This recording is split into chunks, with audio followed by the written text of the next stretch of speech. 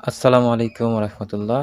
আশা করি সকলে ভালো আছেন। আজকে আমরা আসছি আ ২য় অধ্যায় এবং ২য় দিনে এবং আহ আজকে আমরা ২য় অধ্যায় থেকে আ ছোট্ট আলোচনা করব। বেশিক্ষণ সময় লাগবে না। কারণ ২য় অধ্যায়ে পড়ার মতো অনেক কিছু আছে। বাট আ যদি এত কিছু দেওয়া হয়, আমার মনে হয় না কারো মনে থাকবে এতটা। সুতরাং আমরা আ নৃবিজ্ঞানের ২য় অধ্যায়টা একটু এভয়েড করে যাব এবং আমরা অন্যান্য অধ্যায়গুলো ভালো করে পড়ব। তো আজকে আমরা বেশি কিছু পড়ব না। আজকে পড়ব কয়েকটা টপিক। জাস্ট নাম্বার 1 হচ্ছে অংশগ্রহণমূলক পদ্ধতির সুবিধা ও অসুবিধা বা অংশগ্রহণমূলক পদ্ধতি কী? এটা হচ্ছে আমাদের জন্য খুবই ইম্পোর্টেন্ট। 99% দিলাম এইখানে। এখানে 99% আমরা দিলাম। ওকে। এরপর হচ্ছে আমাদের নৃতাত্ত্বিক পদ্ধতির সুবিধাসমূহ। এটা আমরা পড়ব। ৪ নম্বরে যেটা পড়ব বাংলাদেশে সমাজ গবেষণায় নৃতাত্ত্বিক পদ্ধতির গুরুত্ব এবং আরেকটা পড়ব আ এথনোগ্রাফির বৈশিষ্ট্য। এটা খ বিভাগে মোটামুটি আ আসার সম্ভাবনা আছে। তবে আমরা অংশগ্রহণমূলক পদ্ধতি এটা একটু আগে পড়ব বিকজ এটা আমাদের আসার সম্ভাবনা অনেকটা বেশি। ওকে।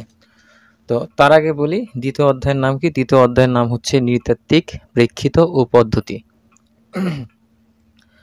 নৃতাত্ত্বিক প্রেক্ষিত ও পদ্ধতি কি? নৃতাত্ত্বিক প্রেক্ষিত হচ্ছে বিভিন্ন মতামত যেমন ধরেন হচ্ছে কিভাবে আমাদের সমাজটা পরিবর্তন বা মানুষের সংস্কৃতি পরিবর্তন হয়, কিভাবে জাতির উত্থান।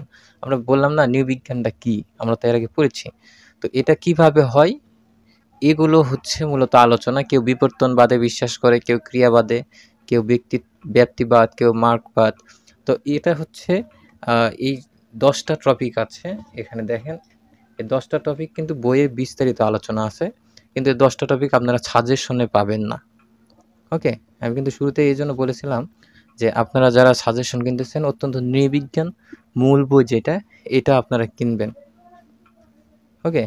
তো এখানে আমি ক বিভাগের সুবিধার্থে শুধুমাত্র কে কোন মতবাদটা দিয়েছে এটা হচ্ছে আমি শুধু তাদের নাম লিখেছি। যেমন হচ্ছে বিবর্তনবাদ চার্লস ডারউইন আমরা জানি এবং সেই সাথে মর্গান বিশ্বাস করে বিবর্তনবাদে। ক্রিয়াবাদটা কি? ক্রিয়াবাদে হচ্ছে ম্যালিনস্কি এবং ম্যালিনস্কি মনে করে যে মনুষ্য প্রাণীর মৌলিক চাহিদা পূরণ করার জন্য যে ভূমিকা সামাজিক প্রতিষ্ঠানসমূহ পালন করে তাকে ক্রিয়াবাদী প্রেক্ষিত বলা হয়। ওকে? এটা ক বিভাগে আসে সেজন্য আমি সংজ্ঞাটা দিয়ে দিচ্ছি। ওকে, ক্রিয়াবাদকেও অনেক সময় আ কাঠামোগত ব্রাউন বলা হয়। আ হয়তোবা দেখা গেল যে বলল যে কাঠামোগত ক্রিয়াবাদটা কি? আ কাঠামোগত বাদটা কি বা কাঠামোগত ব্রাউন কি? ক্রিয়াবাদ থাকলো না ক বিভাগে। সেক্ষেত্রে আপনাদের এই সংজ্ঞাটা দিতে হবে। ৩ নম্বর কি হচ্ছে? ব্যক্তিবাদ প্রেক্ষিত। এটা নৃবিজ্ঞানী এডওয়ার্ড টেইলর বিশ্বাস করে। মার্কবাদ এটা হচ্ছে কার্ল মার্কস বৈপ্লবিক সংগ্রাম একটা আরকি। প্রতীকবাদ এটা হচ্ছে ডেভিড স্লাউডার, ভিক্টর টার্নার আর মেরি জেলাস। ওকে? নারীবাদ এটা কোনো তত্ত্ব নয়। এটা এমনি থেকে একটা জাস্ট টপিক। এরপর হচ্ছে সামগ্রিক দৃষ্টিভঙ্গি। লাইটটা খুব ঝামেলা করতেছে। ওকে, সামগ্রিক দৃষ্টিভঙ্গি এটাও একটা তত্ত্ব নয়, ঐতিহাসিক নির্দিষ্টবাদী। এটা হচ্ছে মার্কিন নৃবিজ্ঞানী ফ্রান্স বোয়াস। ওকে?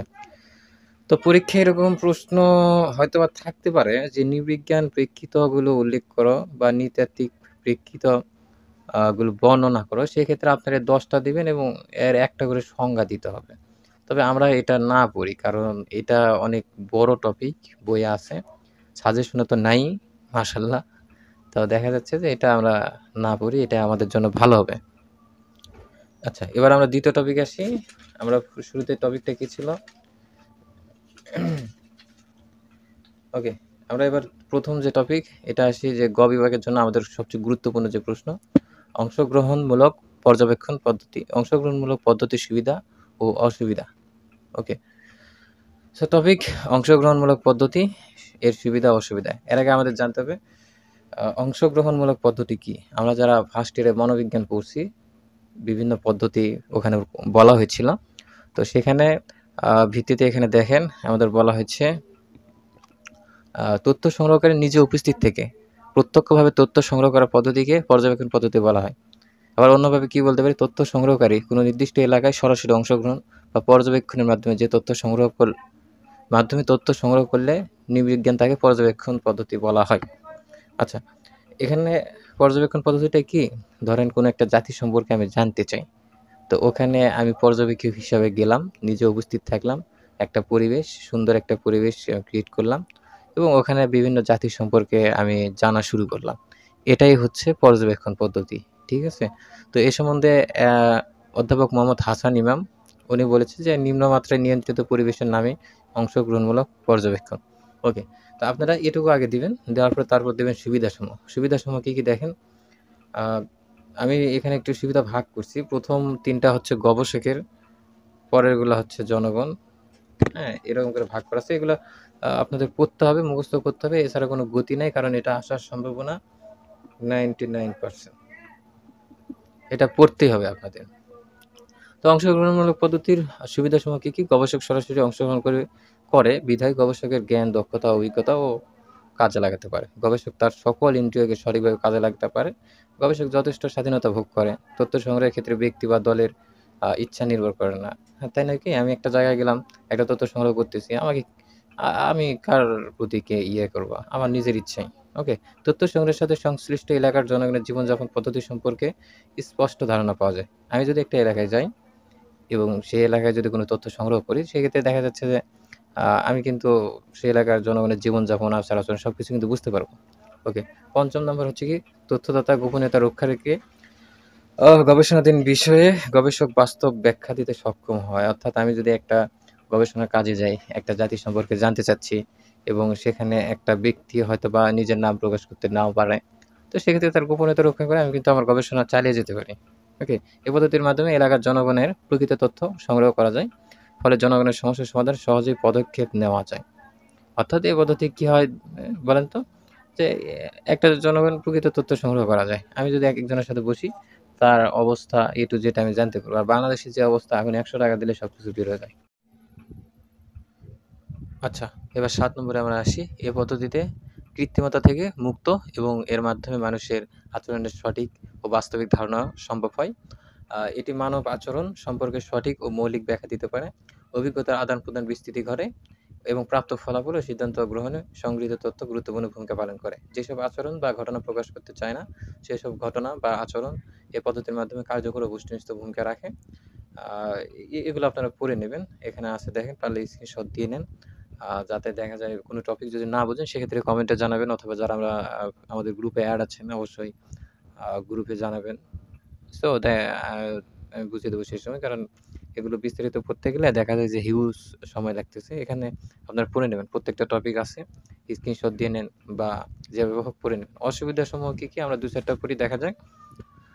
আহ অসুবিধার সময় কি, কি? অংশগ্রহণমূলক পর্যবেক্ষণ পদ্ধতির প্রধান অসুবিধা হলো এর মাধ্যমে মানুষের বাহিরের দিকটি অবলোকন করা যায়, কিন্তু ভিতরের দিক সম্পর্কে জানার তেমন কোনো সুযোগ থাকে না। ফলে সঠিক তথ্য সংগ্রহ করা কঠিন ব্যাপার। অর্থাৎ আমি একটা এলাকায় গেলাম তথ্য সংগ্রহ করার জন্য, কাউকে জিজ্ঞেস করলাম। সে কিন্তু যেটা উপরে বলবে ওটাই কিন্তু আমাকে বিশ্বাস করতে হবে। বিকজ সে মনের কথা নাও বলতে পারে।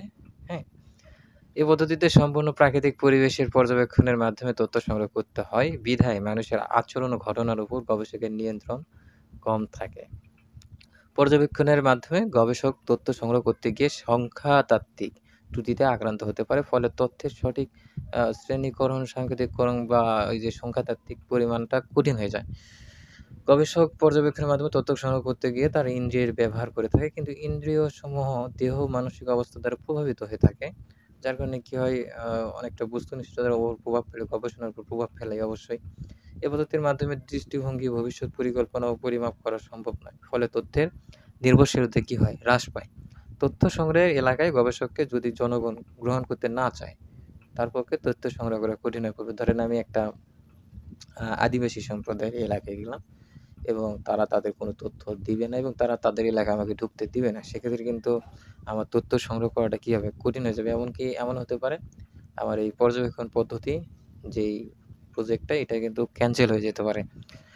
গবেষক আ গবেষণার জন্য তথ্য সংগ্রহের পরিমাপ যদি সীমিত হয়, তাহলে তথ্যের নির্ভরশীলতা ও সফলতা কমে যায়। হ্যাঁ, এটা ঠিক যে আমাকে সীমিত তথ্যের জন্য পাঠানো হলো। কিন্তু দেখা গেল যে আমার আরও তথ্যের প্রয়োজন আমার গবেষক হিসাবে, সেক্ষেত্রে আমার জন্য অনেকটা ঝামেলা হয়ে যায়। এরপর কি সংবেদনশীল বিষয়ের জনগণ প্রকৃত তথ্য দিতে চায় না, অথচ গবেষণার জন্য সংবেদনশীল তথ্য সংগ্রহ করতে হয়। গবেষক দীর্ঘদিন পর্যবেক্ষণের মাধ্যমে তথ্য সংগ্রহ করেন বিধায় বিভিন্ন অনাকাঙ্ক্ষিত ঘটনার সম্মুখীন হতে পারে। এটি তথ্যের জন্য একটি অন্যতম বাধা। গবেষক একটি নির্দিষ্ট সংস্কৃতির উপর অধ্যয়ন ও আ তথ্য সংগ্রহ করে, যার ফলে কি তার মনোযোগ ও সময় নষ্ট হয়ে যেতে পারে। এখন এই প্রশ্নটা পরীক্ষায় কিভাবে আসতে পারে? ঠিক আছে? পরীক্ষায় এভাবে আসতে পারে যে অংশগ্রহণমূলক পর্যবেক্ষণ কি? অংশগ্রহণমূলক পর্যবেক্ষণ পদ্ধতির সুবিধা ও অসুবিধা উল্লেখ করা। নৃতাত্ত্বিক গবেষণায় অংশগ্রহণমূলক পর্যবেক্ষণ পদ্ধতির সুবিধা ও অসুবিধা উল্লেখ করা, অথবা শুধু থাকতে পারে যে অংশগ্রহণমূলক পর্যবেক্ষণ কি, পদ্ধতি কি এবং এর হচ্ছে হলো সুবিধাটা উল্লেখ করা। ওকে, আমরা অলরেডি শেষ করলাম অংশগ্রহণমূলক পদ্ধতি।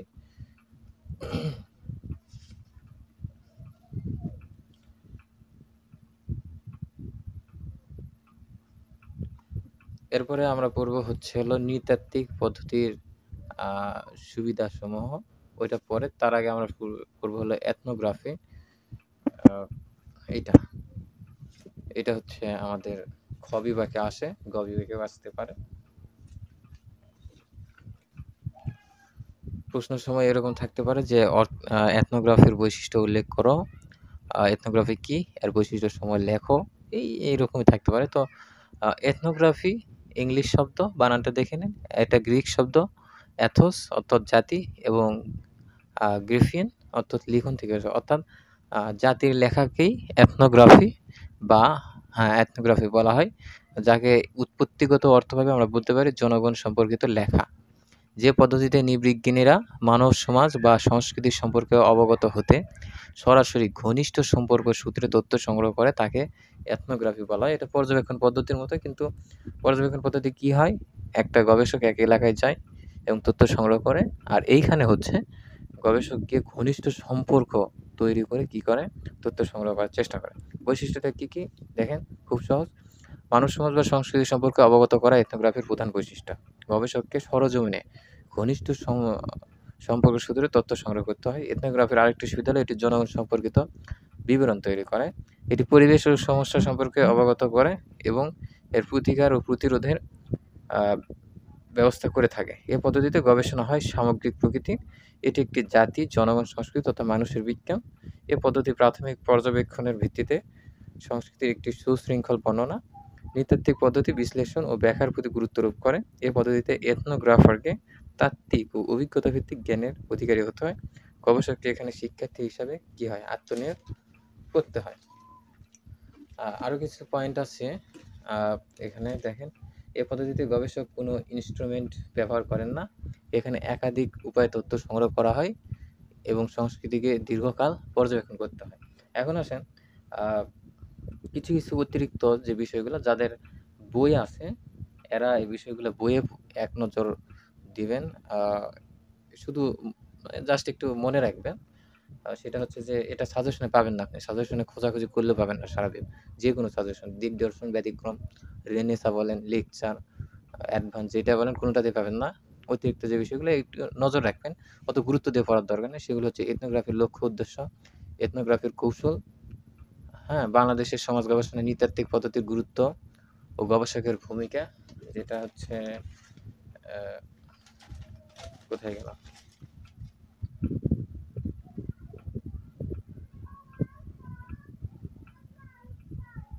হ্যাঁ, এই যে আমরা বলেছি যে বাংলাদেশের গবেষণায় সমাজ নৃতাত্ত্বিক পদ্ধতির গুরুত্ব। ওকে, দেখেন নৃতাত্ত্বিক পদ্ধতির কি, কি গুরুত্ব আছে এখানে। উপজাতিদের সমস্যা সম্পর্কে গবেষণা, নরগোষ্ঠীগত বৈশিষ্ট্যের উপস্থিতি, মানুষের সংস্কৃতি সম্পর্কে জানা, বাঙালি জাতির ঐতিহ্য জানা, উত্তম পদ্ধতি, সমাজ গবেষণামূলক কার্যক্রম, সংগৃহীত পদ্ধতির তথ্য কারচুপি থেকে মুক্তি। আচ্ছা, আমি যে পয়েন্টগুলো দেই, এই পয়েন্টগুলো কিন্তু বিস্তারিত লিখতে হবে। এগুলো যেন আবার পরীক্ষায় আপনারা শুধুমাত্র ওই করিয়েন না, পয়েন্টগুলো লিখে আসেন না, মার্ক কিন্তু দিবে না। এগুলো আপনাদের বিস্তারিত লিখতে হবে। আর এখানে আরেকটা আছে নৃতাত্ত্বিক পদ্ধতির সুবিধাসমূহ। এটা অতটা গুরুত্বপূর্ণ না, তারপরেও দেখা যাক, পরবর্তীতে যদি কোনো সময় পাই তাহলে ওইটা আমি দেখাবো নি। এবং একটু বোর্ড বই আমরা চাই। যারা নৃবিজ্ঞান বোর্ড বই কিনেছেন শহীদুল্লাহ স্যারের, আ এই যে নৃবিজ্ঞান বোর্ড বই যারা কিনেছেন শহীদুল্লাহ স্যারের, তারা যে বিষয়গুলো পড়বেন আপনারা আ এই যে 2.1 পড়বেন। এখানে আ আপনাদের পড়ার মতো তেমন কোনো কিছু দেখতেছি না। এখানে ওই যে অতিরিক্ত যে বিষয়গুলো আমরা নোটে বললাম না, ওইটা একটু দেখবেন। এখানে যে টপিকগুলো আঁকানো আছে এটা পড়ার দরকার নেই, এটার দরকার নেই। হ্যাঁ? ওকে, তার মধ্যে আপনার এদিকে আসবেন, আসার পরে এই যে এথনোগ্রাফিক পদ্ধতির লক্ষ্য উদ্দেশ্য, এথনোগ্রাফি পুরাটাই পড়বেন। That's enough. এই অধ্যায়ে আপনাদের আ পড়ার মতো অনেক কিছু আছে কিন্তু বেশি পড়লে সমস্যা। এই অধ্যায় একটু কঠিনই। তো সকলে ভালো থাকেন, সুস্থ থাকেন। দেখা হবে আবারও আগামী কোনো ভিডিওতে ইনশাআল্লাহ। আল্লাহ হাফেজ।